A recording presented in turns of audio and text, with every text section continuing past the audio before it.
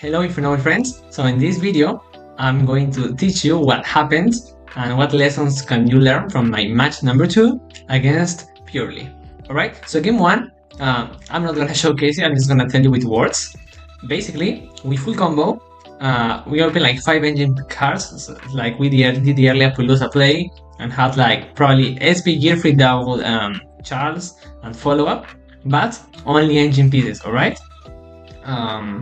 So the guy starts with Dark Ruler and then proceeds to purely OTK combo into, like attaching a lot of materials, attacking multiple times, breaking the whole board, ending on like Noir with a lot of spins, and then he spins all our follow-up in the graveyard. And yeah, we couldn't do the comeback. So I'm just gonna explain you like that, and then we proceed with the game 2 and game 3, which are way more interesting, right? Alright, we're back. So now I just rearranged what's gonna happen next, the random draws. And this is the hand that we opened game 2, like the exact same hand. So we have Ogre Museum, which means full combo under Appaloosa and then an extra maze, which is not so great, but we're gonna work with that. And 2 hand drops. So we of course do the standard Ogre Museum play, in case you don't know it. I think it's pretty well known by now. He thinks about it, so we are paying attention for the Ash Blossom, the Imperm, the Veilers, Now, when we proceed as normal, as usual. Also, of course, we start with Museum, just in case he had like the Ghost Ogre, they probably waste on the Museum, and then with the Maze, we could have sort of replicate the same combo line. A little bit worse, but really similar. So that was really cool if we actually pull it off. Well, now we just get Durand and more follow-up, and this is the key moment where if he doesn't have a hand drop, we go for the Appaloosa. And he has the Veiler, which we were expecting because of, he thinks in the Ogre normal summon. So now we can just proceed with the plan B. In case you don't know it, it's very simple. Equip, Museum Summon, and we move on. That's the Angelica. Of course, here the combo is going to be a little bit worse. Why? Because we open the Alt Maze. That means that right now, this Museum, because we only play 2 equips, it's only going to be live if we get into Mogis. Now, Mogis is not so bad because in my build, like almost any draw that we get is gonna be a good one. Like it's gonna be one more interruption in non-engine, in extenders, or in pseudo extenders. So of course we just get that out of the way quickly. So we Mogis draw. In this case we put the only available choices pretty much. And now we got the mini roll and the level 1 roll, which I think is great. Like I told you, one more interruption. Especially both sides is great because that ruler and stuff. We just saw it in game 1, so we are expecting them to have it in their deck. So I mean, even if they had it, we were sort of fine because of the hand drops, but it's better if we have Angel Ring, So now we proceed like this. Now this end word is not gonna be unbeatable, but thanks to the hand drops, it's better than just one charge.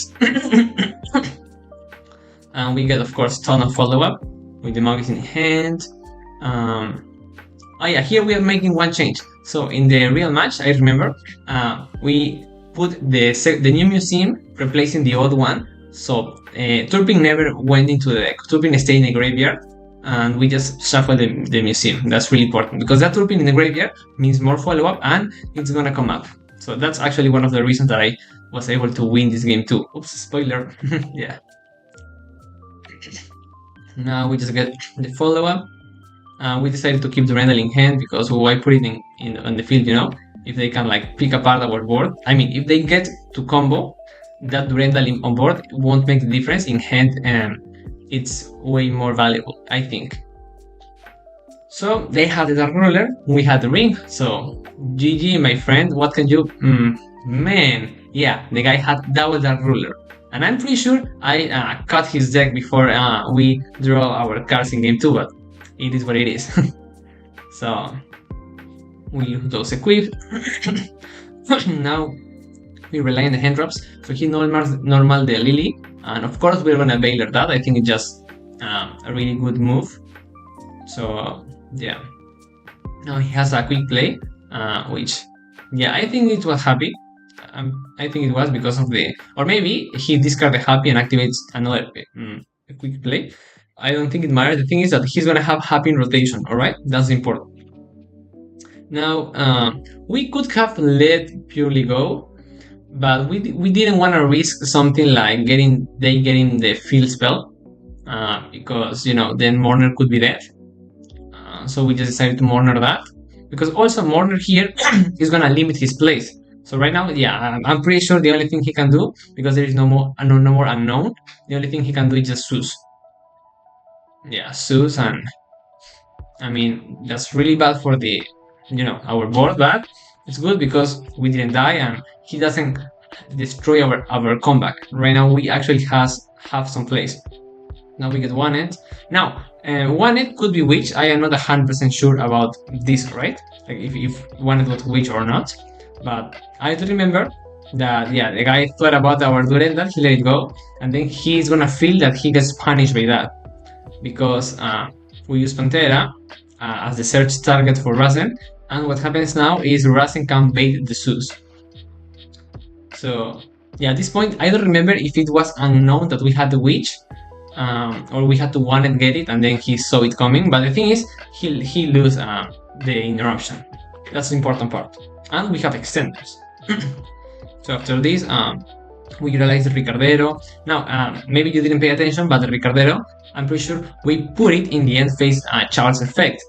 And we want Ricardero in deck if we are going to access the one-end engine, the Diabelsar engine, as follow-up. But I'm pretty sure that in this game too, when we ended the turn, we didn't have access to one-end witch. So for me it was a good idea to put Ricardero, because the way I sequenced the follow-up, we had the Mogis in hand, which means that Ricardero Graveyard Effect Summon Mogis was going to come up. But now that we get the Diabelsar, Diabelsar is not gonna be able to summon the Ricardero. We still have, more targets. I think that we have the Renault. Yeah, we have the Renault. So it's fine. Or we could Mogis shuffle the Ricardero, but Ricardero won't be 2 bodies, only is gonna be 1 if we summon him. But it is what it is. Now at this point he doesn't have interruptions, so we just spam bodies. That's it. Yeah, we utilize the turbine that I told you was follow-up. Now we get the Renault, we get Almaze back, we get a Dark, so we can access the Charmer because he didn't have fires in the graveyard, but he did have Downer and Pure Lily, so we could link line thanks to Dark. At this point I think we're about to put game. If I remember correctly, he scoops before battle phase. But I'm just simulating that we have to put game on board, we revive Charles, we use the Almaze to trigger the pop, and that's it. Yeah, like we could do more stuff, but why, right? Like this is just game, so probably with attack and win. Okay, so now we are gonna go into the game 3. Alright, so I gotta tell you something. In this game 3, I didn't open any known engine, any hand trap. I just opened my hand that you see on the screen. So I just let the guy full combo. I was trying to keep track of the known card in hand, but I don't fully remember how he did it, alright? So I don't remember the end board that I had to push through, but how he accomplished his end board, I'm not sure exactly how. So I'm just gonna simulate what could have happened there. So I remember that he ended with both field spell and continuous, so he had to access them somehow, alright? I also remember that he managed to get the trap, and he had a DD crowd that he cost. Yeah, I do remember that I saw this as a non-engine that he cost for some quick play to summon something from the deck. Then he's gonna access the Pretty because he's gonna end on both Noir with like 2 spins and the other purely interruption, the one that is like an imperm. Yeah, he accesses Baby Noir and get the trap. I do remember that. Let's see what else. He ended with almost no hand. Yeah, only one unknown in hand. Because the more quick play and cost 1 that they use, the more they could go near, especially if the purely doesn't get any random draw. Okay, so now they set the trap like I told you. Ends phase they equip Sleepy because I do remember they draw 2 twice. So that will be it. Like, not sure how, but the end board was probably the exact same. One unknown in hand that you're gonna see is a problem. Beauty and the Baby Noir with 2 spins, because that's 4 materials, which is gonna be 5. Yeah, that's it. And okay, so we top deck which? My top deck here could have been any of the 6. I don't remember. It doesn't matter because I didn't have hand traps, you know. So, but this was the 6 cards. So what can we do to win, to push? So I do remember that game 2, because it was back and forth, took a bit of time, and game 1, where we just got Dark Ruler, board wipe, and he killed our follow-up, also took a lot of time because of our full combo and the Dark Ruler break the board. So this game was probably the longest out of all my matches during my WCQ. Okay, so I want to clarify that. So yeah, we let him draw. Now why these cards? Because I remember that next turn he's gonna put the Diffusure at the end of his place, and then the field spell I think is just anything. Anyways, we keep moving with the draws. This, my friend, again, I'm not 100% sure. And the pros, yeah, I do remember the pros. Okay, so there was a pros. Now that we move on, so he had 1 unknown, now he has 5 unknowns, and we need to push. So we do something interesting. We access the Vanquish Soul engine without Stake Your Soul. Why? Because I think that's really powerful going second in this scenario. The scenario is we opening Witch plus engine, and that the guy draw. So I think it was pretty cool that we could have get Rasen by Durendal, but we did it with Rhoda, in part to respect for draw, but also because later on we would maybe need Durendal as a way to make Turpin life. Make sense? I hope so.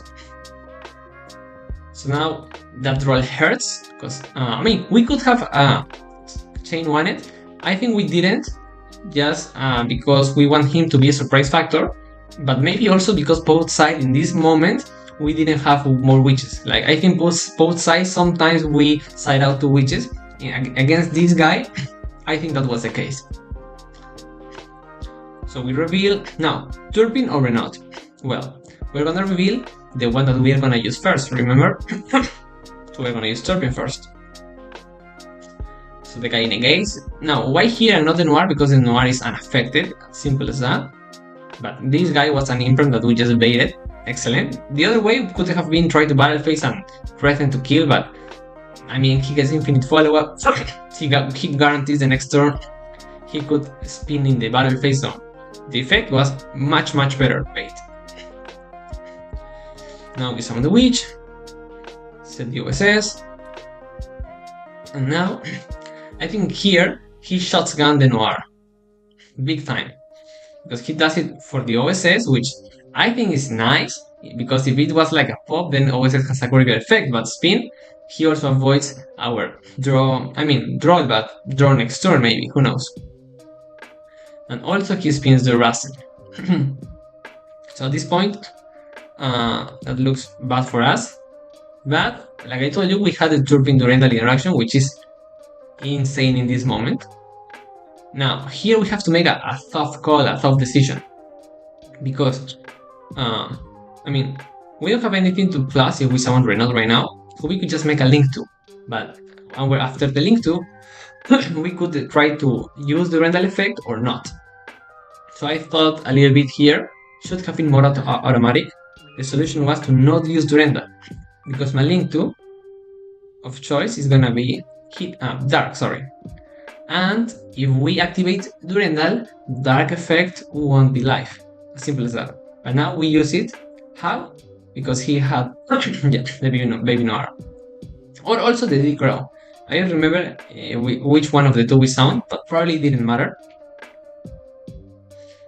We just Link climb into Promethean. Summon the Turpin. Now we can get the +1. And we are getting a good +1 because we didn't use Durendal before. Remember, under draw, Durendal is a monster reborn, right? So we just make the classic sequence of no Angelica and just revive and make Charles. So as you can see, after the spins, the negate, and the draw, with an average hand, we are pushing. Yeah. So now this pop was important because we have to hit the follow-up because we want to win. The moment we accept we want to win, we can change the game plan. We are just trying to break the board, you know, as much as we can. So we kill.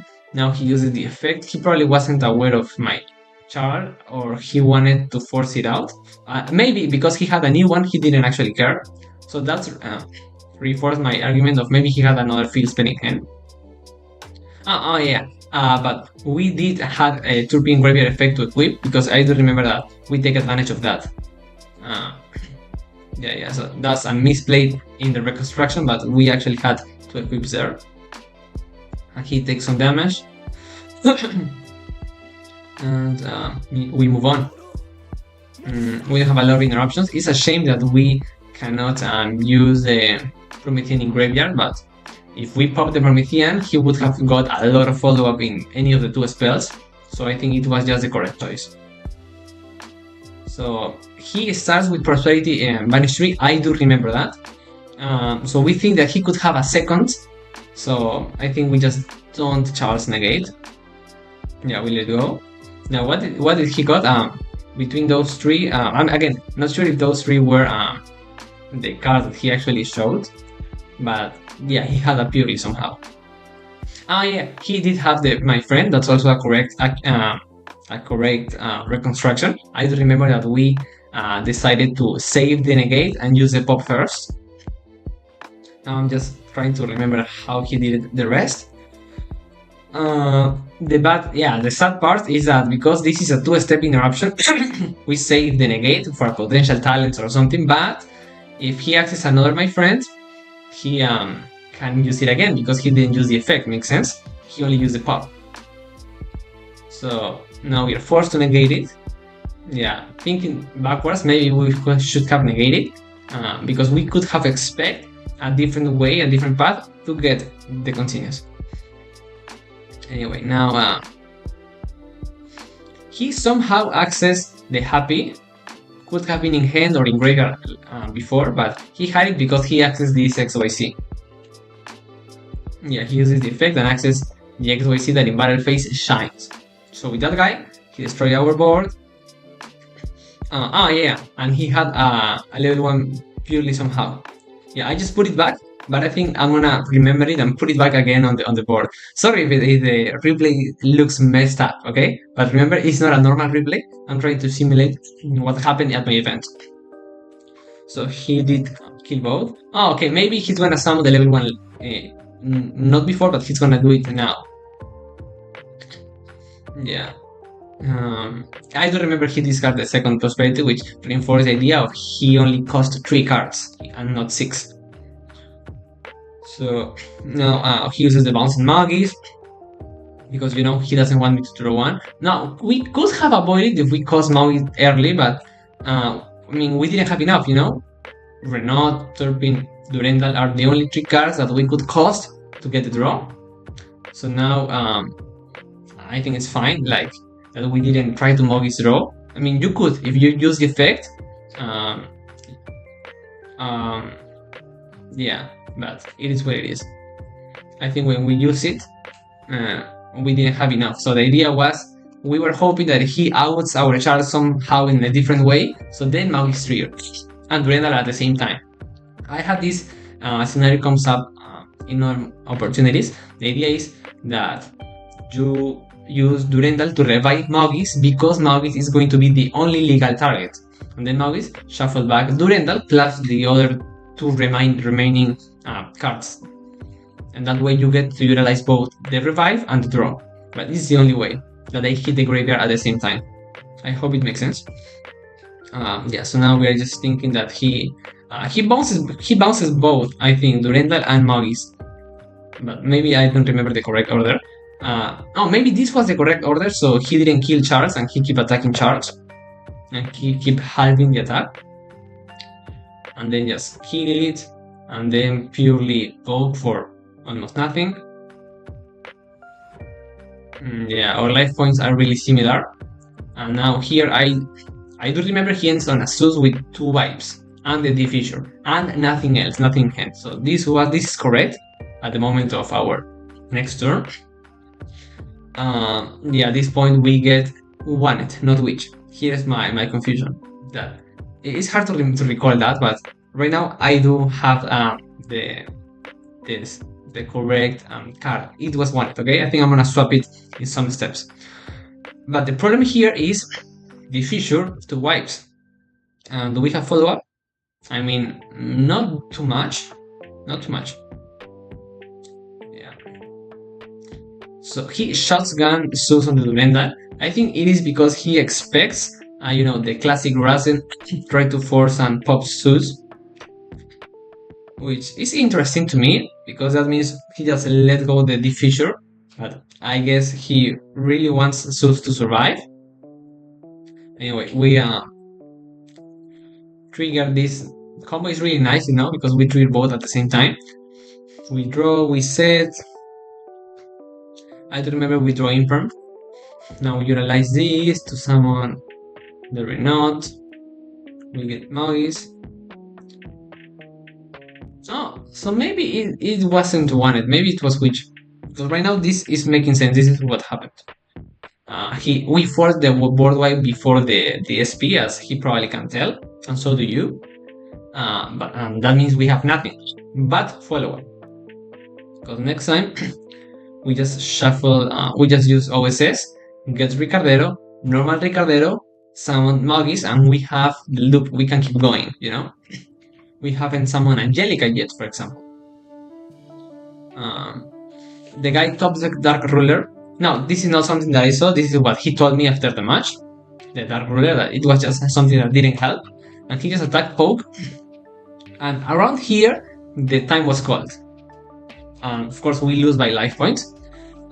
So I think my biggest misplay was not managing the time. Game 1 could have scooped early. That's it. I think game 2 it took a lot, but it was back and forth, and we finally won game 2.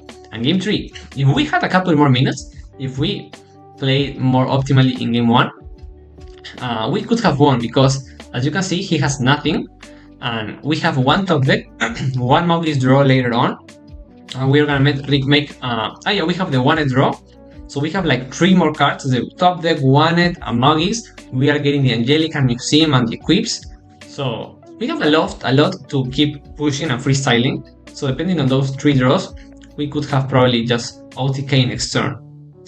But we didn't have enough time. I think it was fine. I was glad that we had this cool match back and forth, and that Infernoble, even going second, proved that it can break boards, it can push, it can go back and forth. Sorry that I'm saying back and forth so many times. Tell me in the comments how many times I said it. Okay, but that's the second match. Hope you like it and find new lessons about my deck, my list, and now you have a better understanding on why the Vanquish engine and just this mini package that doesn't break too much was amazing for me during the event. I do think that my deck list was the best Infernoble variant for the event, and me as a pilot, I could have done better if I didn't misplay. But I think this was the only match that I lost and was winnable. Like I told you, I lost 2 more. We went X3 the whole event, but the other 2, I'm pretty sure they were out of my control, just variance, and not like bad deck building. And you're gonna see. But it was just. Oh no, you know what? The next match, I'm not gonna make a video. I'm just gonna tell you right now. Against Plants, game 1, we open Ash. They go first, full combo through the Ash. Game 2, we FTK the guy. He had like Trust, Talents, and evenly. No, another spell, maybe Rayeki, I don't know, board breaker approach. But we had the 3 spell negates, double charge and ring, and a full board with an lose and hand drops. And game 3, we had 18 hand drops. If you pay attention to my deck list, we can have up to 18 hand drops both sides. And we only opened Mourner. And the guy full combo through the Mourner, so it didn't make the difference. That's what I call variance. That's the match number 3. And then we get the match number 4 that is gonna be the next video, and I won't spoil you more, okay? Keep an eye for my next video. That replay is gonna be really interesting, and we don't misplay like we did here. Okay, goodbye.